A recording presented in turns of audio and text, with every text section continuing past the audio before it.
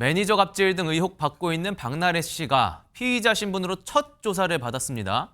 긴 시간 조사 마치고 나와서는 어떤 표정이었는지부터 영상 만나보고 이어가 보겠습니다.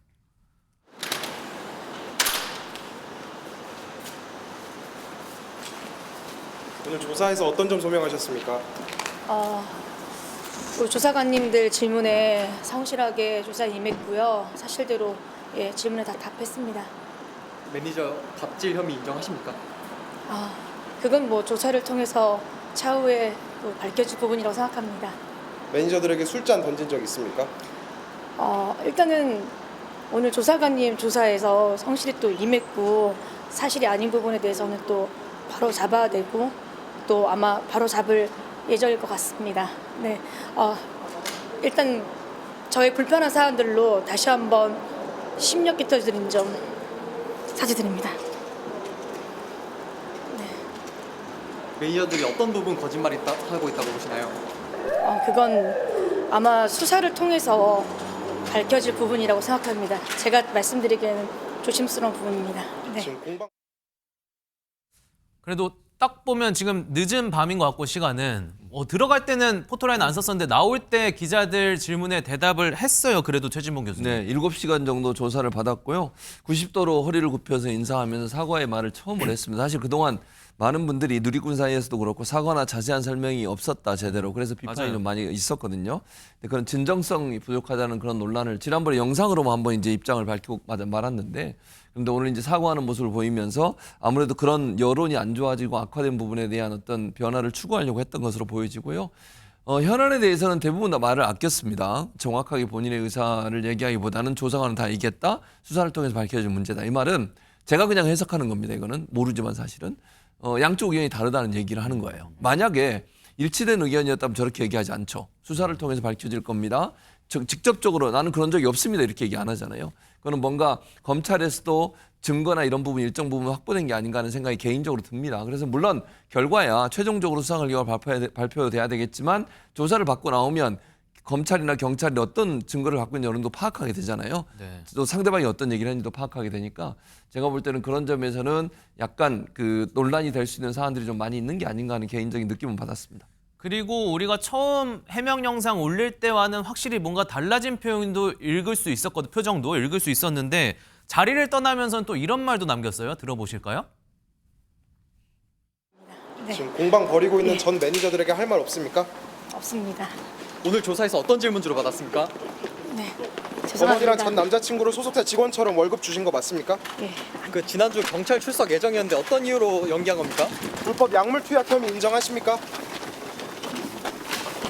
말씀만 더 해주십시오. 조심히 한 말씀만 들어가세요. 부탁드리겠습니다. 정말 새해 복 많이 받으세요.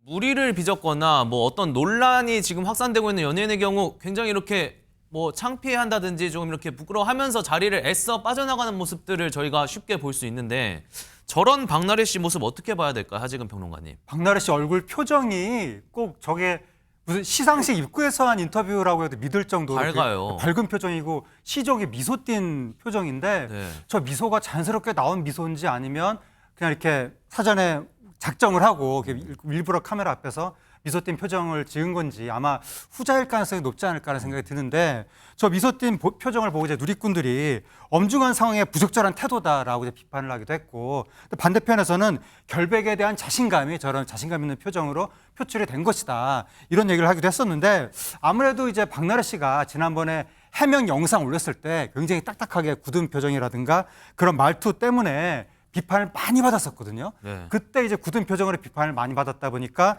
이번엔 정반대로 조금 밝고 부드러운 표정을 지으려고 한 것이 아닌가. 너무 극에서 극으로 가면서 이번에도 좀 저런 표정이 논란이 되게 된 것 같습니다.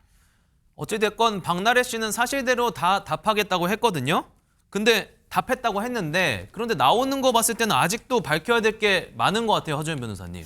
그렇습니다. 지금 총 8가지 혐의로 강남서와 용산서에 이 사건이 계류되어 있는 것으로 알려지고 있는데 지금 강남경찰서에서 수사 중인 부분은 특수상해 부분과 의료법 위반 그리고 마약류 관리법 위반 등 혐의를 같이 보고 있는 상황이거든요. 그런데 이날 조사에서는 특수상해 혐의 위주로 조사가 이루어진 것으로 알려지고 있습니다.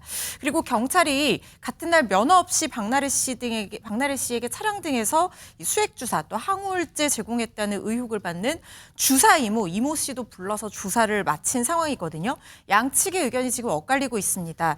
박나래 씨는 의사인 줄 알고 이 진료를 받았다라고 하고 있고 주사 이모는 의사가 아닌 걸 알고 주사를 맞았다라고 주장을 하고 있는 상황인데 설령 박나래 씨가 환자로 치료를 받으면서 무면허 의료행위의 어떤 처벌 대상이 직접적으로 되기 어려운 상황이라고 하더라도 뭐 주사 맞는 장소를 제공했다든가 아니면은 재료를 제공했다든가 하는 적극적인 방조 혐의가 인정이 된다거나 아니면 의사가 아니라는 사실을 알고 주변 지인들에게 소개를 해주면서 이른바 소개비를 받았다든가 이건 그냥 가정입니다.